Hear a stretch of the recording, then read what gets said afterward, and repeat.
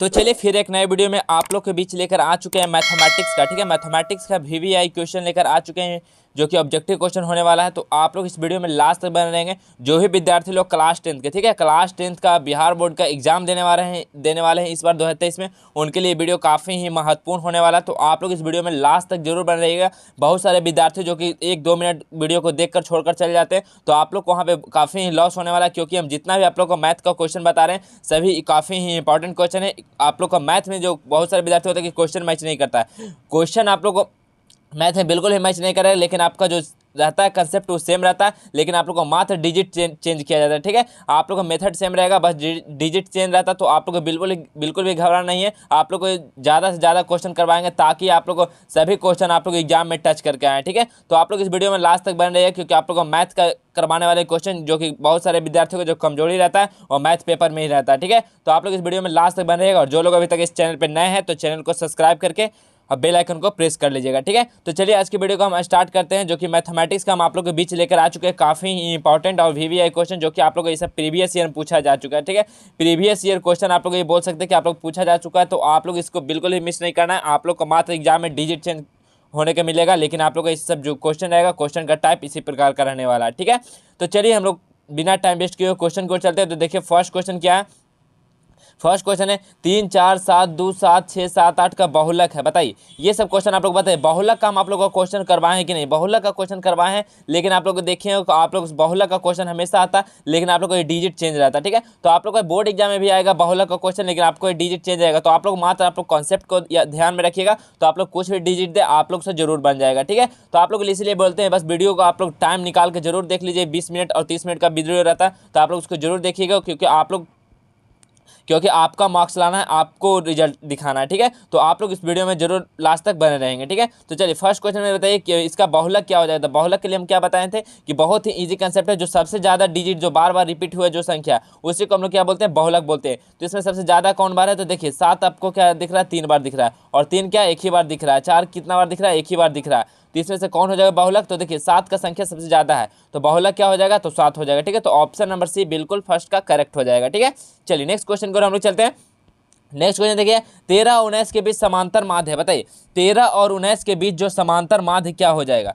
तो 13 और 19 के बीच हम लोग समांतर माध्य कैसे निकालेंगे, तो देखिए 13 और 19, ठीक है, 13 और 19 को हम लोग जोड़ के, और कितना डिजिट है, 2 डिजिट है, दो डिजिट है, तो 2 डिजिट से हम लोग भागा दे देंगे, तो कितना हो जाएगा 13 + 19/2, तो कितना हो जाएगा बताइए, कितना हो जाएगा, तो 32/2 हो जाएगा। तो 32/2 कितना हो जाएगा, 16 हो जाएगा। तो कितना हो जाएगा, ये दोनों के बीच का जो माध्य हो जाएगा वो कितना हो जाएगा, 13, 16, 19 हो जाएगा। ठीक है, तो 19 इसका बिल्कुल करेक्ट आंसर हो जाएगा, जो कि ऑप्शन नंबर बी बिल्कुल सही हो जाएगा। ठीक है, आप लोग को इसी प्रकार का आप लोग को एग्जाम में क्वेश्चन देखने को मिलेगा।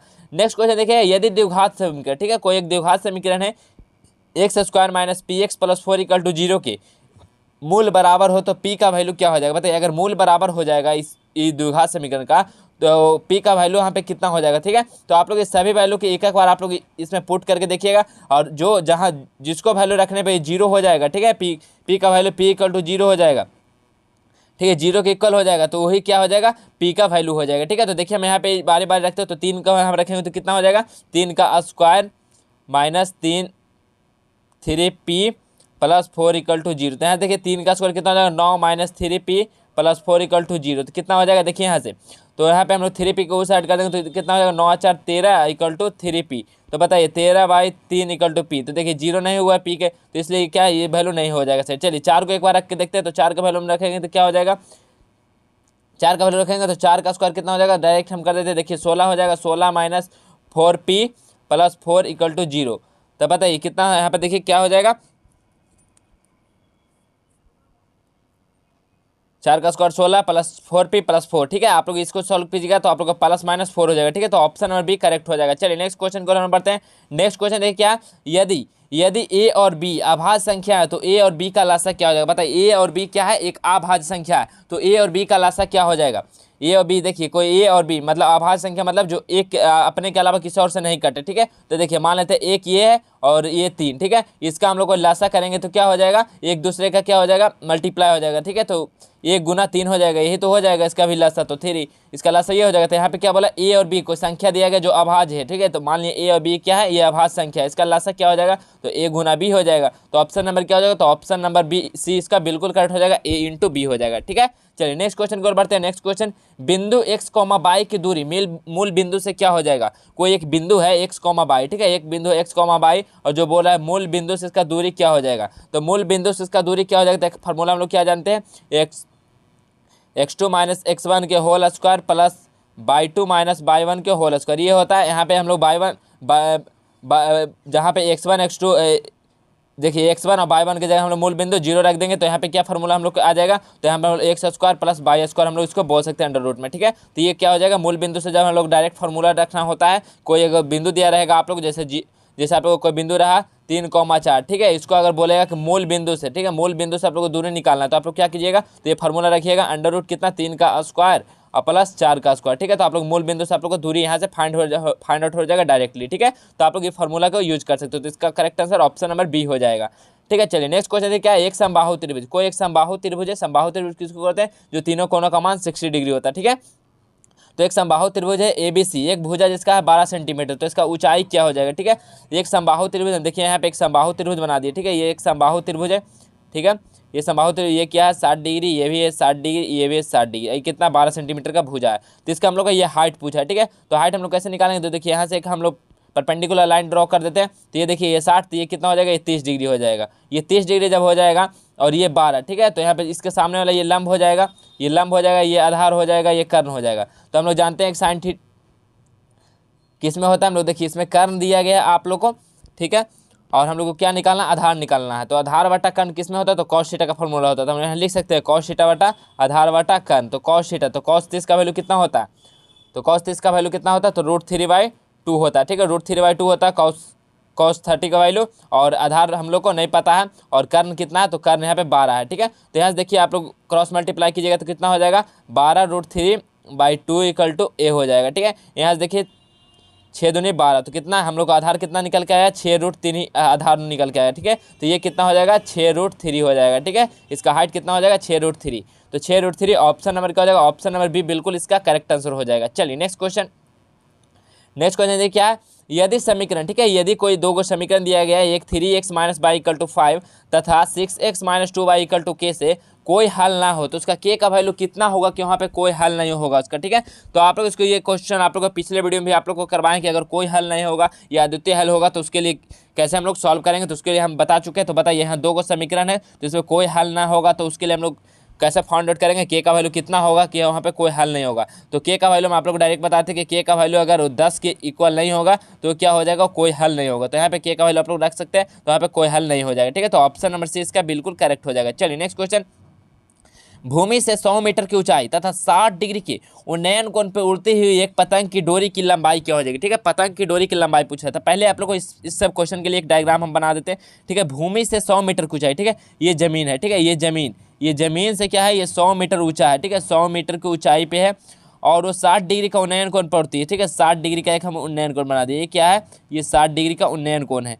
ठीक है, तो पतंग की डोरी की लंबाई, मतलब ये पूछ रहा है। ठीक है, ये पतंग की डोरी की लंबाई पूछ रहा है कि डोरी की लंबाई क्या हो जाएगी, यही पूछ रहा है आप लोग से। तो बताइए लंब बटा कर्ण किस में होता है। ठीक है, लंब बटा कर्ण किस में होता है, तो साइन थीटा में। तो साइन 60 का वैल्यू हम लोग यहाँ पे लिख देंगे, तो साइन 60, ठीक है, साइन 60 = लंब कितना, हम यहाँ पे नाम लग देते हैं ABC। ठीक है, तो लंब क्या हुआ, तो AB हुआ, और कर्ण क्या हुआ, AC हो गया। ठीक है, तो यहाँ पे देखिए साइन 60 का वैल्यू कितना होता है, तो साइन 60 का वैल्यू होता है √3/2। ठीक है, साइन 60 का वैल्यू √3/2 होता है, और AB का वैल्यू हम लोग देखिए 100 दिया गया है, और AC निकालना है। ठीक है, तो AC यहाँ पे रख दिया। यहाँ पे हम लोग क्रॉस मल्टीप्लाई कीजिएगा तो कितना हो जाएगा, 100 दूनी 200। ठीक है, यहाँ पे हम कर देते हैं, कितना हो जाएगा, 200 = √3AC। और यहाँ पे देखिए क्या हो जाएगा, 200/√3AC। तो AC क्या था हम लोग को, ये AC जो था कर्ण था, कर्ण मतलब यानी पतंग की डोरी की लंबाई। ठीक है, यही तो डायग्राम था, तो इसको हम लोग निकालना था। ठीक है, ये 100 था दिया हुआ, और यहाँ पे 60 डिग्री का एक उन्नयन कोण था। ठीक है, तो इसका वैल्यू हम लोग कितना निकल गया, पतंग का डोरी, तो 200/√3। ठीक है, 200/√3 ऑप्शन नंबर क्या हो जाएगा, तो ऑप्शन नंबर सी बिल्कुल इसका करेक्ट आंसर हो जाएगा। चलिए नेक्स्ट क्वेश्चन, यदि 3 सेंटीमीटर, ठीक है, यदि 3 सेंटीमीटर त्रिज्या वाले एक वृत्त पर खींची गई 2 स्पर्श रेखा परस्पर 60 डिग्री के कोण पर झुकी हो, तो प्रत्येक स्पर्श रेखा की लंबाई क्या हो जाएगी। आप लोग जैसे पिछले वीडियो देखते आ रहे होंगे, तो आप लोग को ये सब क्वेश्चन आप लोग को हमेशा देखने को मिला होगा। क्यों, क्योंकि आप लोग को बता रहे हैं कि क्वेश्चन का जो पैटर्न रहता है बिल्कुल सेम रहता है, आप लोग को मात्र डिजिट चेंज रहता है। ठीक है, तो आप लोग इस वीडियो को बिल्कुल भी मिस नहीं करना। अगर आप लोग मिस करते तो आप लोग भारी गलती कर चुके गलती कर रहे हैं। ठीक है, तो आप लोग इस वीडियो में लास्ट तक बनेंगे। आप लोग को मात्र ये सब डिजिट जो रहता है बस आप लोग को यही चेंज मिलेगा। आप लोग तो पिछले वीडियो में भी आप लोग देख चुके हैं कि आप लोग को किस किस टाइप का हम क्वेश्चन करवा रहे हैं। ठीक है, तो आप लोग वीडियो में लास्ट तक जरूर बने रहिएगा। तो बताइए 3 सेंटीमीटर एक त्रिज्या, तो पहले हम एक डायग्राम बनाते हैं जो 3 सेंटीमीटर त्रिज्या वाला एक वृत्त बनाते हैं। ठीक है, तो ये क्या है, एक 3 सेंटीमीटर हम मान लीजिए 3 सेंटीमीटर है, ये भी 3 सेंटीमीटर वृत्त है। ये क्या बोल रहा है कि जो स्पर्श रेखा है, ठीक है, स्पर्श रेखा से ये कितना, ये 60 डिग्री का एंगल बनाते, तो हम 20 से इसको करें तो कितना हो गया, ये 30 डिग्री हो गया और ये भी 30 डिग्री हो गया। ठीक है, 60 डिग्री का ही हो गया, तो टोटल कितना हो गया, 60 डिग्री हो गया। तो यहाँ पे देखिए हम लोग जानते हैं कि कोई भी वृत्त पर जब स्पर्श रेखा स्पर्श करते हैं तो यहाँ पे 90 डिग्री का एंगल बनता है। ठीक है, तो ये 90 हो गया, तो ये 90 हो गया, ये 30 हो गया, तो ये कितना हो जाएगा, तो ये 60 डिग्री हो जाएगा। अब बताइए यहाँ पे जो एंगल के सामने का जो थीटा के सामने का जो होता है वो क्या कहलाता है, वो लंब कहलाता है। तो ये क्या हो गया, लंब हो गया, और ये क्या हो गया, आधार हो गया। ठीक है, जो कि 90 पे है तो ये आधार हो गया, और ये क्या कहला जाएगा, ये हम लोग को कर्ण कहला जाएगा। तो बताइए हम लोग को क्या निकालना है, तो ये स्पर्श रेखा की लंबाई इसका निकालना है हम लोग। ठीक है, तो इसको हम लोग नाम कर देते तो ए ओ, ये बी, ये सी। ठीक है, तो हम लोग को ए बी की निकालना है। तो ए बी निकालने के लिए हम लोग किस प्रकार निकालेंगे, तो हम लोग देखिए यहाँ पे आप लोग को लंब दिया गया है। ठीक है, लंब के बाद हम लोग को यहाँ पे आधार भी, लंब के बाद यहाँ पे एंगल दिया गया है, हम लोग को क्या निकालना, आधार निकालना है। ठीक है, तो tan थीटा का हम लोग फार्मूला क्या जानते हैं, तो tan थीटा, ठीक है, तो tan 30 डिग्री था, तो tan 60 इक्वल टू कितना हो जाएगा, लंब बटा आधार। ठीक है, तो लंब कितना था, तो लंब 0 से b, और आधार कितना था, तो आधार है और ए बी। ठीक है, ए बी आधार था। ठीक है, डायग्राम में आप देखें तो tan 30 का वैल्यू कितना होता है, तो 1/√3 होता है, और इसका वैल्यू कितना है, 3 है, और ए बी। ठीक है, इसको हम लोग क्रॉस मल्टीप्लाई करेंगे तो कितना हो जाएगा, ठीक है, ये डिवाइड में है तो डिवाइड वाला इधर कितना हो जाएगा, तो देखिए मल्टीप्लाई हो जाएगा, तो क्या हो जाएगा, ए बी इक्वल टू क्या हो जाएगा, 3√3 हो जाएगा। ठीक है, 3√3 सेंटीमीटर। तो आप लोग ऑप्शन नंबर क्या हो जाएगा, तो ऑप्शन नंबर सी इसका बिल्कुल करेक्ट आंसर हो जाएगा। चलिए नेक्स्ट क्वेश्चन को हम लोग चलते हैं। नेक्स्ट क्वेश्चन ये क्या है, बामन ताश। ठीक है, 10 नंबर क्वेश्चन है बामन ताश की। ठीक है, ताश में कितना होता है, 52 पत्ती होता है, तो इसमें से एक गड्डी को इस तरह फेंट कर उसमें से ये दरछा एक पत्ता निकाला जाता है, इससे काले रंग का बादशाह होने की प्रायिकता कितना हो जाएगा। बताइए काला रंग का कितना हो जाएगा, तो आप लोग जानते हैं कि ब्लैक जो 52 जो पत्ती रहता है उसमें से ब्लैक कितना होता है, तो 26 होता है, और रेड कितना होता है, तो 26 होता है। ठीक है, 26 पत्ता होता है। तो इसमें से जब कार्ड को फेंट कर अच्छी तरह से उसमें से एक पत्ता निकालेंगे हम लोग, तो काले रंग के होने की प्रायिकता क्या हो जाएगा, तो काला रंग तो उसमें 26 गो है, तो उसमें से जब हम निकालेंगे तो कितना हो जाएगा, 1/36 हो जाएगा, 1/26 हो जाएगा। ठीक है, तो 1/26 ऑप्शन नंबर बी बिल्कुल करेक्ट हो जाएगा, क्योंकि 26 गो ही पत्ता है उसमें ब्लैक कलर का, और हम लोग निकालेंगे तो प्रायिकता उसका एक ही हो जाएगा, तो 1/26 हो जाएगा, 1/26 उसका प्रायिकता हो जाएगा। तो ऑप्शन नंबर बी बिल्कुल करेक्ट हो जाएगा। नेक्स्ट क्वेश्चन, 12 मीटर ऊंचे खंभे की जमीन पर पड़ रही छाया की लंबाई 4√3 है, तो सूर्य का उन्नयन कोण क्या हो जाएगा। बताइए सूर्य का उन्नयन कोण पूछा है, कितना हो जाएगा, 12 मीटर खंभा। ठीक है, कोई जमीन से ये 12 मीटर, ठीक है, 12 मीटर खंभा है, और जिसका जो जमीन पे पड़ रही है इसका लंबाई कितना है, 4√3। ठीक है, छाया की लंबाई 4√3, तो इसका उन्नयन कोण पूछा है, कितना हो जाएगा, एंगल पूछा है। ठीक है, तो हम लोग क्या जानते हैं, तो tan थीटा इक्वल टू क्या होता है, लंब बटा आधार। तो यहाँ पे हम लोग लिख देंगे tan थीटा इक्वल टू क्या हो जाएगा, लंब बटा आधार। ठीक है, लंब बटा आधार। तो बताइए tan थीटा हम लोग को निकालना ही है, थीटा, और लंब यहाँ पे कितना है, तो लंब भी कितना है, तो ये 12 है, और आधार कितना है, तो आधार 4√3 है। ठीक है, 4√3, 4 3 12। अब बताएं यहाँ पे कैसे हम लोग लिख सकते हैं, तो tan थीटा इक्वल टू यहाँ पे ऊपर लिख सकते हैं √3 इंटू √3, √3 इंटू √3 क्या होता है, 3 होता है, तो यहाँ पे ऐसे लिख दिए, और √3 कैंसिल आउट। बताइए तो यहाँ पे tan थीटा में √3 कितना का वैल्यू होता है, बताइए tan थीटा में √3 कितना का वैल्यू होता है, तो हम यहाँ पे लिख देते हैं tan थीटा इक्वल टू क्या हो जाएगा, tan 60 का वैल्यू होता है, कितना होता है, √3, tan से tan कैंसिल आउट, कितना हो गया, theta equal to 60 degree, theta equal to 60 degree. तो ऑप्शन नंबर क्या हो जाएगा, तो ऑप्शन नंबर है बिल्कुल इसका करेक्ट हो जाएगा 60 डिग्री। चलिए नेक्स्ट क्वेश्चन बहुत ही इजी क्वेश्चन है। ट्रेंगल ए बी सी एक समकोण त्रिभुज है जिसमें से एंगल सी 90 है, तो cos a प्लस बी का मान क्या हो जाएगा। बताइए ये क्या है, एक समकोण त्रिभुज। ठीक है, समकोण त्रिभुज हम बना दिए। ठीक है, समकोण त्रिभुज हमको नाम कर दिए ए बी सी। ठीक है, ए बी सी, ये कितना है, 90 है। जब ये 90 है तो तीनों कोनों का मान कितना होता है, 180 होता है। तो जब 180 होता है तो ये 90 हो गया, तो ये दोनों कितना हो जाएगा, तो ये 45, और ये भी कितना हो जाएगा, तो ये भी 45 हो जाएगा। तो यहाँ से कितना पूछा, cos a प्लस बी का वैल्यू। ठीक है, तो cos a प्लस बी का वैल्यू कितना हो जाएगा, तो देखिए cos a का वैल्यू कितना है, तो 45 डिग्री है। ठीक है। कॉस ए कितना है 45 डिग्री और बी कितना है 45 डिग्री, ठीक है। तो यहाँ से देखिए क्या हो जाएगा कॉस 90, ठीक है, कॉस 90। तो बताइए कॉस 90 का वैल्यू कितना होता है, तो कॉस 90 का वैल्यू हम लोग को 0 होता है, ठीक है, 0 होता है। तो इसका करेक्ट आंसर क्या हो जाएगा, तो ऑप्शन नंबर ए बिल्कुल करेक्ट हो जाएगा 0 डिग्री, ठीक है, 0 डिग्री बिल्कुल सही आंसर हो जाएगा। चलिए नेक्स्ट क्वेश्चन देखिए क्या है, बिंदु 2,3, ठीक है, कोई एक बिंदु है 2,3 और एक बिंदु है -2,3 के बीच की दूरी क्या हो जाएगी, ठीक है। आप लोग को डिस्टेंस का फॉर्मूला मैं हमेशा आप लोग हमेशा वीडियो में जो आप लोग को ये सब क्वेश्चन देखने को मिलता है, आप लोग हमेशा बहुत बोल रहे हैं कि आप लोग का सेम क्वेश्चन रहेगा, आप लोग का मात्र डिजिट चेंज रहेगा, ठीक है। तो बताइए इसका बीच का दूरी क्या हो जाएगा, तो बीच का दूरी निकालने के लिए एक फॉर्मूला क्या होता है, √x2 - x1 के whole square plus y2 - y1 के क्या होता है होल स्क्वायर होता है। तो बताइए यहाँ पे हम लोग इसको क्या बोलते हैं x1 और y1, ठीक है, x1 y1 ये क्या हो गया x2 और y2। तो हम लोग यहाँ से वैल्यू को पुट करेंगे तो कितना हो जाएगा, तो देखिए -2 और -2 के होल स्क्वायर, ठीक है, और प्लस यहाँ पे क्या हो जाएगा 3 - 3 के होल स्क्वायर, ठीक है। यहाँ से बताइए कितना हो जाएगा, तो -2 और -2 कितना हो जाएगा -4 का स्क्वायर, ठीक है, -4 का स्क्वायर और प्लस यहाँ पे क्या हो जाएगा 0 का स्क्वायर अंडर रूट में। तो बताइए यहाँ पे 4 का स्क्वायर कितना हो जाएगा, तो √16 हो जाएगा और √16 कितना का वर्गमूल होता है, तो 4 का, तो कितना हो जाएगा 4 हो जाएगा। इसका बिल्कुल करेक्ट आंसर तो ऑप्शन नंबर बी बिल्कुल सही हो जाएगा 4, ठीक है।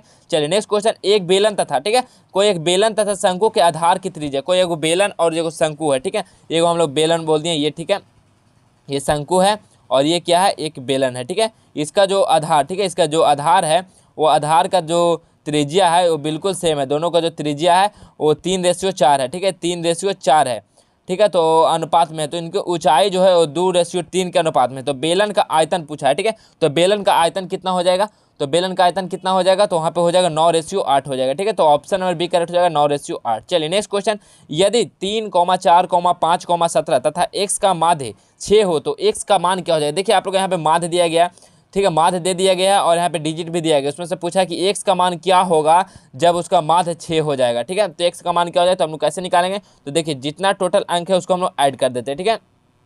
तो 3, 4, 5 प्लस 17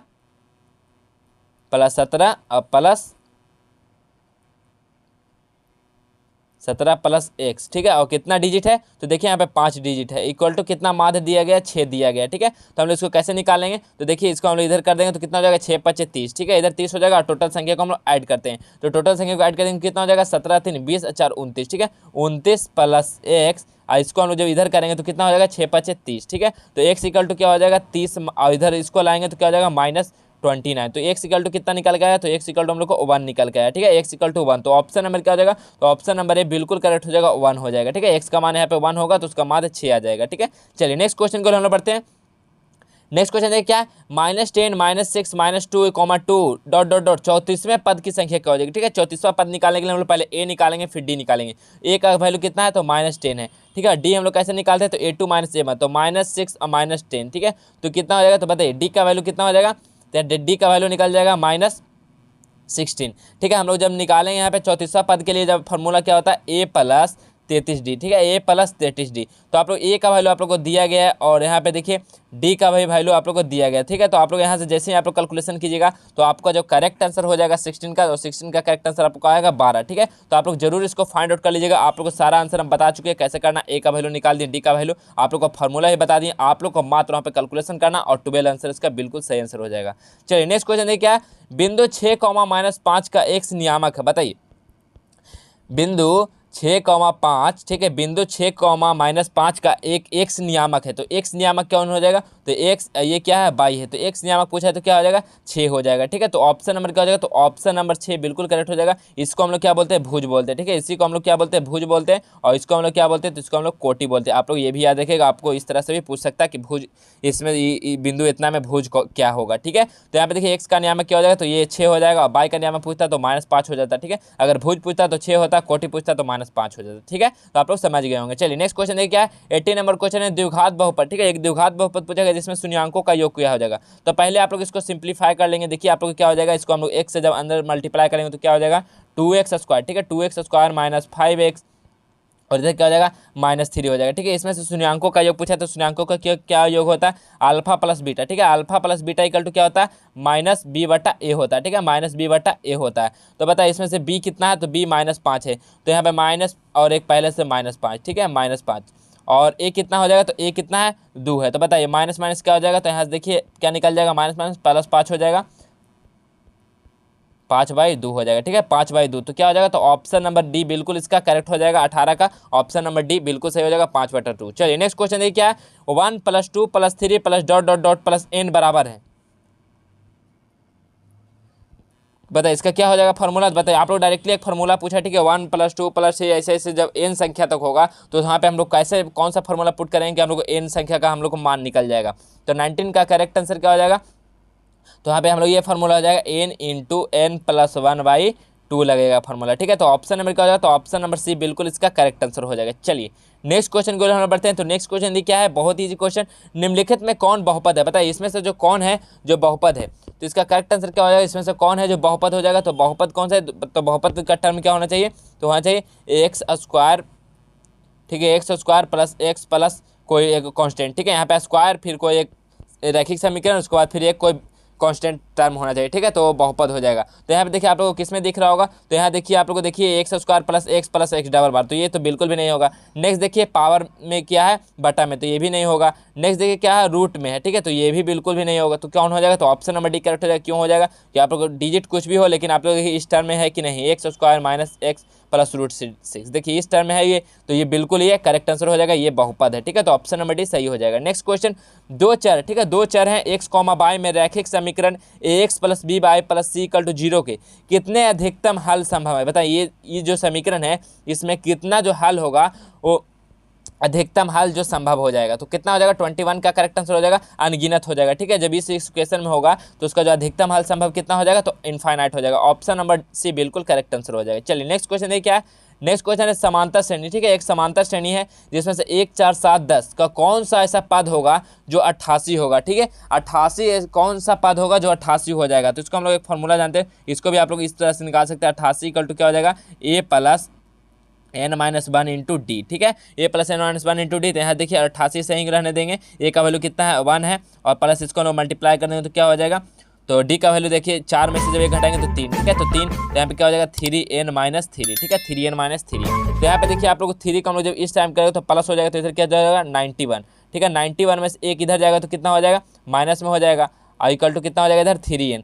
तो बताइए यहाँ पे क्या होता है, 91 में 1 जाएगा तो कितना हो जाएगा 90 = 3n, ठीक है, हम यहाँ लिख देते हैं 90 = 3n, ठीक है, 90 क्या हो जाएगा 3n हो जाएगा। तो यहाँ देखिए 90 बटा यहाँ पे 3 हो जाएगा =n, तो यहाँ कितना हो जाएगा 30, ठीक है, 30 = n। तो मतलब जो 30वां पद होगा वो 88 हो जाएगा। तो ऑप्शन नंबर क्या हो जाएगा, तो इसका ऑप्शन नंबर सी बिल्कुल करेक्ट हो जाएगा, ऑप्शन नंबर सी 30वां पद क्या हो जाएगा 88 हो जाएगा, ठीक है। चलिए नेक्स्ट क्वेश्चन देखिए क्या, बिंदु -3, -5, ठीक है, बिंदु -3, -5 किस पाद में स्थित है। बताइए बिंदु जो है -3, -5 किस पाद में स्थित है, तो कौन सा पाद में है। तो आप लोग ये हमेशा आप लोग को ये एग्जाम में आपको हमेशा ये क्वेश्चन आएगा। पिछले वीडियो में बताए थे कि आप लोग क्या होता है, फर्स्ट में प्लस प्लस होता है, सेकंड में माइनस प्लस होता है, थर्ड में माइनस माइनस होता है, और फोर्थ में क्या होता है प्लस माइनस होता है, ठीक है। तो इसमें क्या पूछा है, माइनस माइनस। तो देखिए माइनस माइनस क्या है, ये थर्ड क्वाड्रेंट है, ठीक है, थर्ड क्वाड्रेंट, ये सेकंड है, ये फर्स्ट है, ये क्या है, ये फोर्थ क्वाड्रेंट है। तो बताइए माइनस माइनस किस में है, तो माइनस माइनस किस में है, तो थर्ड क्वाड्रेंट। तो इसका करेक्ट आंसर क्या हो जाएगा, तो तृतीय पाद में, ऑप्शन नंबर सी बिल्कुल करेक्ट आंसर हो जाएगा। नेक्स्ट क्वेश्चन देखिए क्या है, 2 cos² 60 का मान क्या हो जाएगा। बताइए 2 cos² 60 का मान क्या हो जाएगा, बताइए 2 cos² 60 का मान क्या हो जाएगा।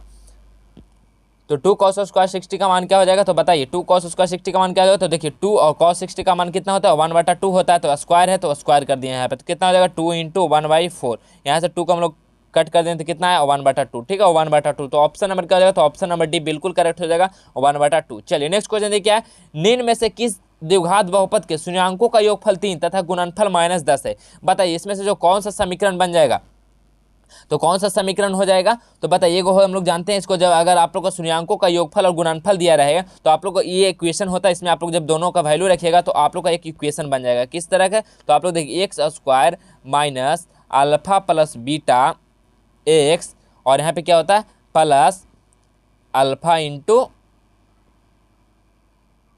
इंटू बीटा, ठीक है। आप लोग इस इक्वेशन में आप लोग जैसे ही ये दोनों का वैल्यू रखिएगा तो आप लोग को जो एक इक्वेशन बन जाएगा। तो देखिए हम लोग यहाँ पर रख देते तो क्या हो जाएगा, x² और माइनस अल्फा + बीटा, मतलब शून्याङ्कों का योग कितना 3 है, तो 3x हो जाएगा। और यहाँ पे देखिए क्या हो जाएगा प्लस है और एक यहाँ पे क्या है शून्यांकों का योगफल, तो शून्यांकों का योगफल अल्फा माइनस बीटा -10 है, ठीक है। तो यहाँ पे प्लस 1 -10 है, ठीक है। तो यहाँ पे हम लोग कैलकुलेशन करें तो क्या हो जाएगा एक्स स्क्वायर माइनस 3x और माइनस प्लस क्या हो जाएगा -10। तो देखिए आप लोग का ये क्वेश्चन बन गया, क्या हो गया एक्स स्क्वायर माइनस 3x -10। तो आपका ऑप्शन नंबर क्या हो जाएगा, तो ऑप्शन नंबर सी बिल्कुल करेक्ट हो जाएगा, एक्स स्क्वायर माइनस 3x -10, ठीक है। चलिए नेक्स्ट क्वेश्चन को हम लोग पढ़ते हैं। तो नेक्स्ट क्वेश्चन है, यदि किसी घनाभ की लंबाई, ठीक है, कोई एक घनाभ है, ठीक है, वो घनाभ की लंबाई जो l है और चौड़ाई b है, ऊंचाई h, ठीक है, एक हम लोग घनाभ बना देते हैं, ठीक है, ये कोई घनाभ है, ठीक है, ये कोई एक घनाभ है जिसका जो लंबाई l है, ठीक है, इसका लंबाई h है, चौड़ाई b है, लंबाई h है, चौड़ाई b है और ऊंचाई h है, ठीक है। इसका घनाभ का आयतन क्या हो जाएगा, इसका घनाभ का आयतन क्या हो जाएगा, उसका फॉर्मूला क्या होता है घनाभ का आयतन का, तो क्या होता है, तो लंबाई गुना चौड़ाई गुना ऊंचाई, ठीक है, यही होता है घनाभ का आयतन का फॉर्मूला, ठीक है। तो ये क्या हो जाएगा लंबाई गुना चौड़ाई गुना ऊंचाई। तो ऑप्शन नंबर क्या हो जाएगा, तो ऑप्शन नंबर ए बिल्कुल करेक्ट हो जाएगा 26 का, लंबाई गुना चौड़ाई गुना ऊंचाई। चलिए नेक्स्ट क्वेश्चन क्या है, नेक्स्ट क्वेश्चन है tan 10 degree, tan 15 degree, tan 75 degree और tan 80 डिग्री, इसका वैल्यू क्या हो जाएगा बताइए।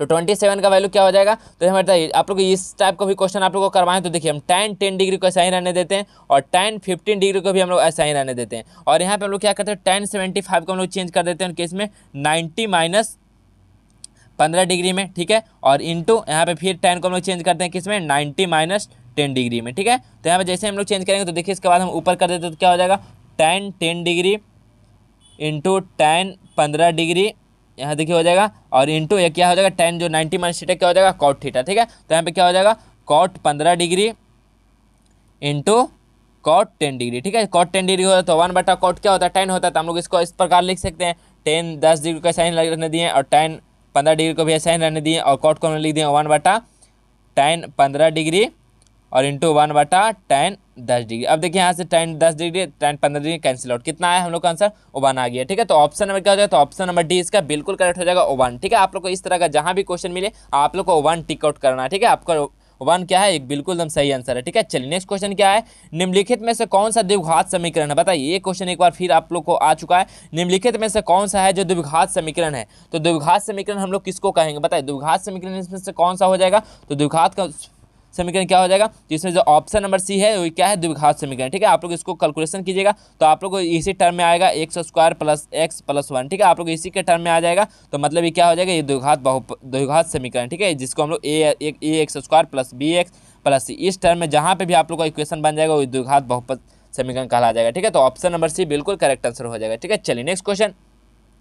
तो नेक्स्ट क्वेश्चन देखिए, एक बेलन और एक शंकु के आधार समान है, ठीक है, एक बेलन है और एक शंकु है, ठीक है, जिसका आधार समान है, ऊंचाई भी उसका समान है, तो उसका आयतन का अनुपात क्या हो जाएगा, तो उसका आयतन का अनुपात क्या हो जाएगा बताइए। जब उसका आधार समान है ऊंचाई भी समान है तो उसका जो आयतन का अनुपात क्या हो जाएगा, तो उसका आयतन का अनुपात हो जाएगा वो 3:1 हो जाएगा, ठीक है। उसका आयतन का अनुपात कितना होता है, तो 3:1 हो जाएगा, तो ऑप्शन नंबर डी बिल्कुल सही हो जाएगा 3:1। चलिए नेक्स्ट क्वेश्चन देखते हैं। नेक्स्ट क्वेश्चन, एक्स अक्ष पर बिंदु जो कि बिंदु ए क्या है -1,0 और बी क्या है 5,0 से समान दूरी पर है, ठीक है, समान दूरी पे है, तो इसका नियामक पूछ रहा है मतलब कि, ठीक है। तो हम लोग कैसे निकालेंगे, तो हम लोग जानते हैं x1 प्लस x2/2 और यहाँ से हम लोग y1 प्लस y2/2, ठीक है। तो यहाँ पे x1 कितना है, तो x1 -1 है और x2 कितना है, तो x2 5 है, ठीक है, तो +5 = /2, ठीक है। बाई के लिए कितना हो जाएगा, तो 0 + 0/2, तो यहाँ से देखिए आप लोग कितना हो जाएगा 5 -1 + 5 कितना हो जाएगा 4/2 हो जाएगा, तो हम लिख देते हैं यहाँ पे 4/2, ठीक है। इधर कितना हो जाएगा 0/2, तो यहाँ से देखिए क्या हो जाएगा 2,0, ठीक है, 2,0 हम लोग को आंसर आ जाएगा। तो आपको ऑप्शन नंबर क्या हो जाएगा, तो ऑप्शन नंबर ए बिल्कुल करेक्ट हो जाएगा, sorry dear, option number B बिल्कुल करेक्ट हो जाएगा 2,0, ठीक है। तो ऑप्शन नंबर बी बिल्कुल सही आंसर हो जाएगा। चलिए नेक्स्ट क्वेश्चन, निम्नलिखित में से कौन अभाज्य संख्या है बताइए, निम्नलिखित में से कौन है इसमें से जो अभाज्य संख्या है, तो अभाज्य संख्या कौन है, ऑप्शन में दिया गया 15, 23, 12 और 75, इसमें से कौन सा अभाज्य संख्या है। अभाज्य संख्या किसको बोलते हैं, जो एक के अलावा और जो अपने के अलावा वो किसी और डिजिट से वो विभाजित नहीं हो, ठीक है, उसे हम लोग अभाज्य संख्या बोलते हैं। तो बताइए 15 देखिए 15 3 × 5 = 15, 3 से भी कट रहा है और 1 से भी कट रहा है, तो ये क्या है, ये अभाज्य संख्या नहीं है। 12 क्या है, 12 भी देखिए अभाज्य संख्या नहीं है, इसको 2 गुना 6 भी कर सकते हैं, 3 गुना 4 भी कर सकते हैं, ये क्या है, ये अभाज्य संख्या ये भी नहीं है। 75 भी देखिए क्या हो जाएगा 25 × 3 हो जाएगा, ठीक है, 15 गुना 5 हो जाएगा, ये सब क्या है, ये भी अभाज्य संख्या नहीं है। तो मतलब क्या है 23 को देखिए हम लोग कैसे तोड़ेंगे, तो 1 और इंटू 23, इसके अलावा वो किसी भी संख्या से वो नहीं विभाजित होगा, इसी को हम लोग इसलिए बोलते हैं अभाज्य संख्या। इसलिए इसका करेक्ट आंसर क्या हो जाएगा, 23 हो जाएगा, बिल्कुल सही आंसर हो जाएगा। ठीक है, तो आप लोग के लिए आज के लिए बस इतना ही रहने देते हैं, 31 क्वेश्चन ही। तो आप लोग इस वीडियो में लास्ट तक जो बने होंगे विद्यार्थी, उनको जरूर कुछ आप लोग को एग्जाम में बेनिफिट होने वाला है। तो आप लोग जितना भी हम क्वेश्चन करवा रहे हैं मैथमेटिक्स और अदर सब्जेक्ट का, तो आप लोग सभी सब्जेक्ट का बिल्कुल आप लोग ध्यानपूर्वक करेंगे। आप लोग का एग्जाम के पॉइंट ऑफ व्यू से काफ़ी ही सभी इंपॉर्टेंट क्वेश्चन करवा रहे हैं। तो आप लोग अपने दोस्तों के पास जरूर शेयर कर दीजिएगा और चैनल को सब्सक्राइब करके बेल आइकन को प्रेस कर लीजिएगा। और आपको डेली का जो वीडियो रहता है आप लोग जरूर उसको देख लीजिएगा। ठीक है, आप लोग लास्ट तक जरूर देखिएगा, ये नहीं कि 1-2 मिनट देखिएगा तो आपके लिए वो हानिकारक साबित होगा। ठीक है, तो आप लोग वीडियो को लास्ट तक जरूर देख लीजिएगा। तो चलिए हम मिलते हैं नेक्स्ट वीडियो में, तब तक के लिए जय हिंद, जय भारत।